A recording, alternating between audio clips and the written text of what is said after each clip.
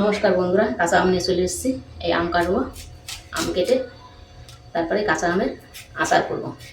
আমটা কেটে নিই, তারপরে আচারটা করি।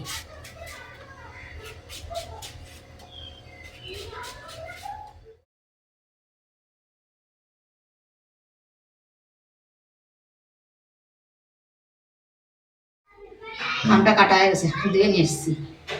এবার আমি আমটা সিদ্ধ করে নেব। গুড়টা জ্বালিয়ে নিয়েছি, এবার আমটা সিদ্ধ করা হয়ে গেছে। এবার সিদ্ধ করা আমটা আমি একে একে এই গুড়ের মধ্যে দিয়ে দেবো।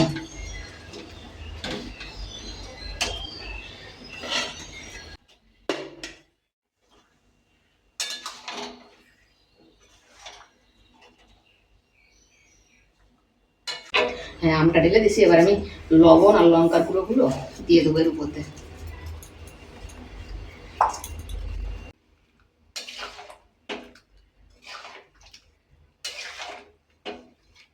এবার আমি ধনিয়া জিরে গুঁড়ো করা একটা মশলা আছে বানালো, সেই মশলাটা দিয়ে দেবো।